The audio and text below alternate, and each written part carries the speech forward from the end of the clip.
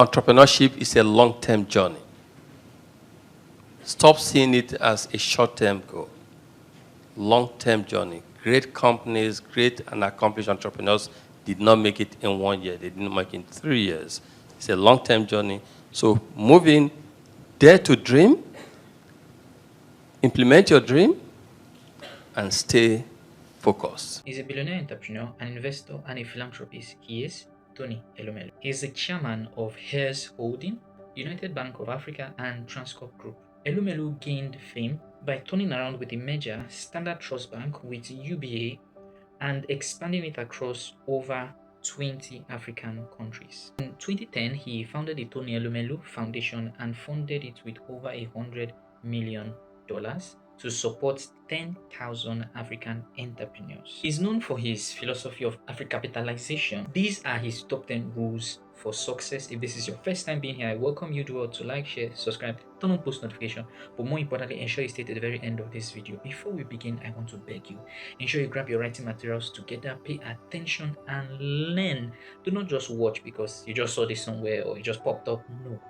Be intentional as regards to how you grow yourself, and this is one video that I assure you for free you're going to get value. I'll see you at the end of this video, but first, subscribe.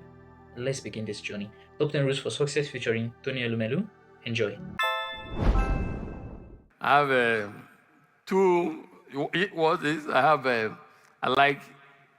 unfortunately they are both dead, but I like Steve Jobs for all the things he did. A man who founded a company in his death, years after his death, became the first company to cross $1 trillion in market capitalization. That's great, a man of great foresight. I like him. And second one, interestingly, is Michael Jackson. Why do I like Michael Jackson? He epitomized hard work, excellence. You know, people often say, or you go watch Michael Jackson and say, what a star. Wow, he's so talented, blessed. He worked hard for it. If you watch This Is It, if you watch some of his videos, you see the practice, the hard work, the excellence that goes into it. Then you begin to realize that this is not a fluke. It's not just a fluke. It's not just luck. He worked hard for it. And this is what I preach to my children. This is what I tell my children, my colleagues, about life. You need to work hard, put in the time, the hours, and you see the outcome. So these two men, man of foresight, Steve Jobs, Michael Jackson, a man of excellence. We talk too much and we complain too much. And most times when we even get the opportunity, we hardly make any meaningful changes.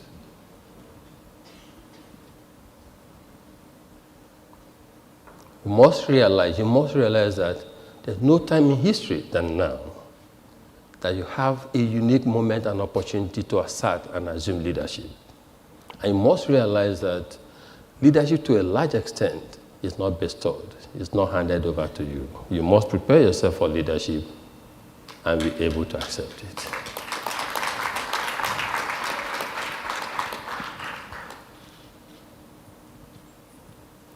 There's vacuum, leadership vacuum in Africa. In the public sector, there is. In the private sector, there is. And that leader can be you, and should, in fact, be yourselves. My late dad used to say that if you earn a naira and you don't save, even if you earn $1 billion naira, you will not save anything. So that kind of inculcated in me a certain culture and discipline of savings, of realizing that, you know, everything you get should not be consumed. And this mentality and idea of people always telling you, when I have money, if I have money, when I have money. $1 naira is money, $1 is money. So if you don't save or have the discipline and culture of saving, you might never, even when you get $1 billion, it goes the same way. And in fact, we should not forget that about entrepreneurship and capital. Capital formation is very important. Even individuals must save, nations must save, for you to be able to execute and actualize your objectives. Can you elaborate a little bit on this Africapitalism? It's Africapitalism. So I grew up in Africa, born, bred in Africa, and I've always worked in Africa. I've come to realize that we do have a lot of opportunities. I've come to realize that no one but us Africans will develop Africa. I've come to realize that we must stand, show confidence in our continent for others to even follow. And I've realized that in the 21st century, we should show interest in development from a different point of view. And so all of this, and also investing in Africa and seeing firsthand the power of investments, seeing firsthand how investment can help transform societies, communities, and help alleviate poverty and improve the quality of living and livelihood. That made me to come up with this concept and this thinking that first, Africans must show confidence on the continent, invest in the continent to help propel development of the continent. Two, that our governments must play their own role by creating the right environment that will enable all of us, private sector, to do well. Three, that the success of private sector translates to success for everyone and not just the investors themselves. Or that is what it should be, and no longer about selfish interests or selfish investment. And then finally, that friends of Africa who want to support Africa to develop in the 21st century should rethink how to intervene in Africa. That the days of sitting outside of Africa and formulating policies and programs that you think would be good for Africa is gone. If you want to actually create people who will become in future self-reliant and self-independent. This led to this whole philosophy of Africapitalism that we need to invest first long-term in Africa, two, in key and strategic sectors of the African economy that will help us to drive the sustainable development, and three, that by so doing, we don't only make profit for ourselves, but make profit for everyone. And so it's a call on people to invest long-term in Africa, in key and strategic sectors that will help us to create economic prosperity. Because economic prosperity will help us to alleviate poverty, will help us to create jobs, will help us to involve our women in the economic activity of the continent. If you have a good idea, well, if it's proved very well, money will come. But you need to have a good idea. You have to know how to prepare your statement of accounts, leadership issues, like the question our young lady asked here, business challenges, etc. And as he said also, the fact that in your local environment or in Africa, because you're growing up, at times you think you don't have successful business models in Africa or role models in Africa. See people from the same circumstances, the same environment, same challenges succeed. It's even enough push for you to also succeed in life. And I say to people, if someone like me can do it, you can even do a lot better, and even this is better today. I need your help. I'm on a mission to help ignite within the hearts of individuals the desire to be more, do more, and have more. And the Rules for Success is a vehicle for me to achieve that vision. But if nobody gets to know about us, then the mission will be a failed one. I've noticed that quite a number of persons that watch the Rules for Success are yet to subscribe. I want to ask you for a favor because we have a 90 days plan to see how exactly we move the channel to 10,000 subscribers, and that cannot be achieved without your help. So I want to sincerely plead with you that if you're yet to subscribe, do me a huge favor and just click the subscribe button, turn on post notification so you don't miss out from subsequent episodes that will be coming up, because we have a goal in the next 5 years to have well over 300 rules for success out for your consumption. Your subscription will be a step of faith in what we're doing here, and to go a long way. Thank you very much. As you subscribe, let's get back to the video. I grew up with certain beliefs and certain motivations. And when you envision and take position and that vision comes through, then significant opportunities crystallize. And that is what drove our interest initially in taking over a distressed bank. We saw a banking industry that was growing very fast, and we didn't think the requisite human capital capacity was available to support they continue the existence of these banks. And so we took early position in putting in place a company that would help to guarantee the survival of banks. And so when an opportunity presented itself, we were ready for it. We took advantage of it. We turned it around. We grew value for shareholders. And when we needed more capital to do other things, people were ready to invest in us because we delivered value. Business. The business world is a very tough business world. We all make mistakes in business, but you learn from your mistake and you commit to improving better. Life and like business is a journey, a marathon. Now, what advice have I made mistake before in business? Yes, I have. Okay. Did I learn from my mistake? Yes, I learned from my mistake, and it helps you to stay further committed. Again, that discipline and that sacrifice is so critical. Most time, it's short term.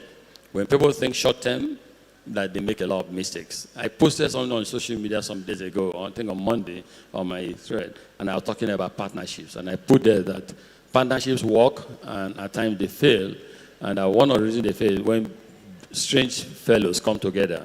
And that try, if you're someone like me, try to go to bed with people who think long term, like you. So at times, the people also make mistakes in business from associations that they keep in business. You know, that's like this is your association, discipline, staying the course, being ready to make short-term sacrifice for a better future is always good for success. So I always ask myself, I like to win. Anything I have, I'm doing, I like to succeed in it. And so I always ask myself, what do I need to do to succeed?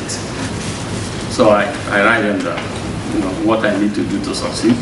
What do I require to execute to succeed? Because what I need to do is one thing, but you also require certain things. So it can be, in my business, it can be capital, it can be human resource, it can be brand equity, it can be contacts, it can be, you know, working with the right consultants, the right ideas, etc. So I also define. So first, I like to win. It keeps me going. But winning is not enough. So what does it take to win? And what do I need to resolve would like to win? And how do I know when I've won? Because so you see me, if you listen to when I was talking about certain things, specified things we wanted to achieve. So okay, this. I have them, and at times not too elaborate. 1, 2, 3. 1, 2, 3. If you get there, then you're energized to do more. So basically, what inspires me is the need to succeed, the need to make a difference. You know, in our industry, for instance, banking industry, when later years, other young people became CEOs, I called one day, we had bankers committee meeting, and I called two of them, we're chatting. Once dad had told me to please help mentor his son when he was leaving the bank. He was leaving the bank and never the son. And so after bankers committee meeting, I said, you know, you guys should pay me some royalty. You young CEOs, because I suffer for all of you. You know, when I became CEO, I was 34. I know it was people, you know, and you know, this is not Abiola's son. So people were like, who is he? Where's he coming from? What bank? It was not ED, not ED in one bank or something, just coming up like that. And they didn't think we would succeed. And I think the difference we made opened the doors for others. Again, when we started this whole experiment, people didn't want to turn or think about turning around a bank or touching any bank that was distressed. But again, we made a difference. So for me, it's more of winning anything we do and proving that things are possible.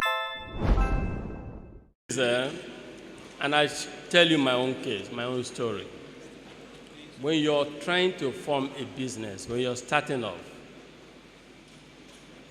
try as much as possible not to bring on board too many of these big, so-called big people. They can derail your business easily.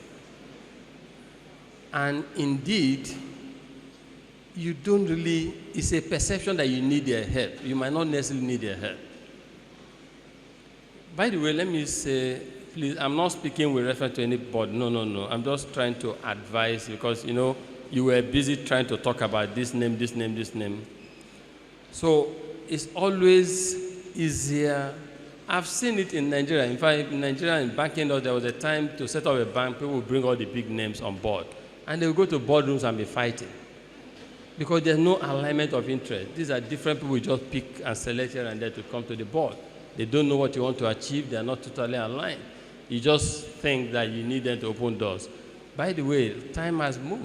We've made progress in life. There was a time our ancient elders would join secret society just so that they open doors. That is rubbish. It doesn't work again. You don't need anyone to open doors for you. You know, what you need to do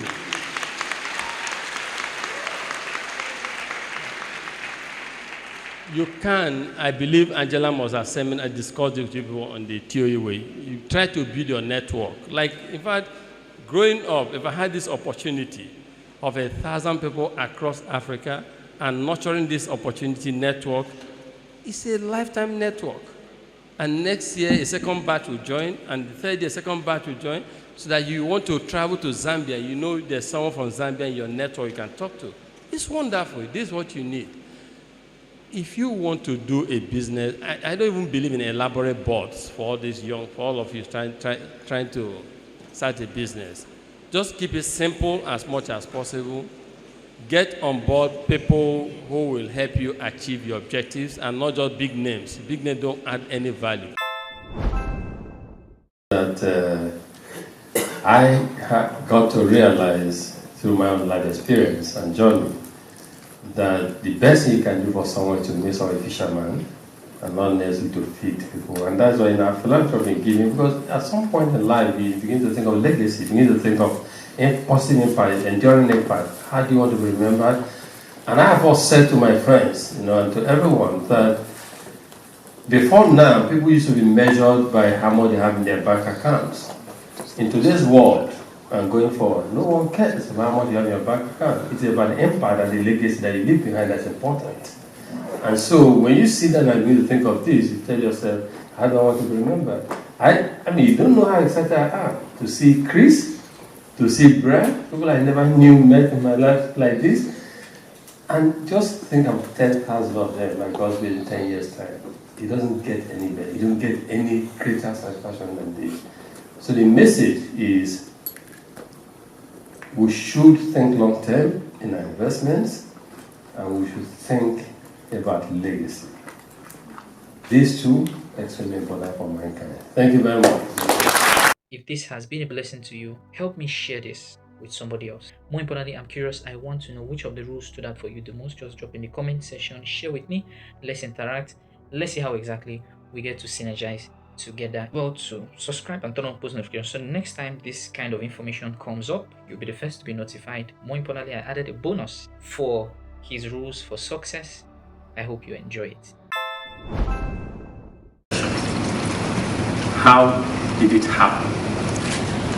So first is we assembled a very strong team. And so it means that you want to win. One of the first key things to do is the team we put together. And that, I believe, is why we're here today. Getting the key team members of this organization together to brainstorm. So we assembled the right team, and we went like this to a place called Ogere. So I call it the Ogere Fields. Ogere is somewhere outside of Lagos. And that was 1997. I had an elaborate 3-day retreat, Friday, Saturday, Sunday. And we came up we revalidated the vision, this is what we're going to do, this is how we're going to play in the market to succeed, to win. And we left Ogere with a resolve to perform. And when we were leaving Ogere, one or two people felt that it would be difficult for them to be part of the team based on what we had set for ourselves by what our goals. For the rest, were determined. So we had the right team, strategy session, agreed what we are going to be doing, the vision of the organization, and we agreed also the corporate values. And we took all of this to the board for approval, because this was us discussing as management, and we had to go to the board. And the board approved this, and we had to preach. In fact, the job of a leader The job, I believe, all of you as leaders do to the people who work with you is to share the vision so that everyone will buy into it. In terms of business, we agreed amongst ourselves that we needed, by way of competitive strategy, if I would call it corporate strategy and competitive strategy, we said, looking at the horizon, we wanted to have a 3-tier strategic intent. We said, first tier, since this is a distressed bank, first tier defined in terms of first 2 years. Let us make this a viable institution by way of profitability, by way of cancelling the negative shareholders fund, by way of making sure we adequately capitalize by the time we're doing, by way of regaining customers' confidence, opening our shop. So we defined first 1-2 years, stabilization year, turnaround year, making sure we bring the back part of profitability. So we defined the second tier in terms, we said, in 5 years' time, we would like to become, then Nigeria had about 100 banks. I said second tier intent, we would like to become one of the top 10 banks in the country. And so that is mid-sized banks. And we defined again the key indices. Then the third intent, we said in 10 years' time, we would like to become one of the top 3 banks in Nigeria. So this was how we left. We call it the Ogiri Accord. So we left and started executing. Again, going back, so it means getting the right team, having a clear vision, sharing the vision, agreeing on your corporate values, agreeing on the corporate strategy you want to pursue, and the competitive strategy you want to also use to achieve your corporate strategy, and we'll have all this set for ourselves. Suffice it to say that we accomplished the first year intent. We accomplished the second one, we became a medium-sized bank by doing most of the things we said we would do. So that was how the dream of becoming one of the top biggest banks in the country crystallized even quicker than we anticipated.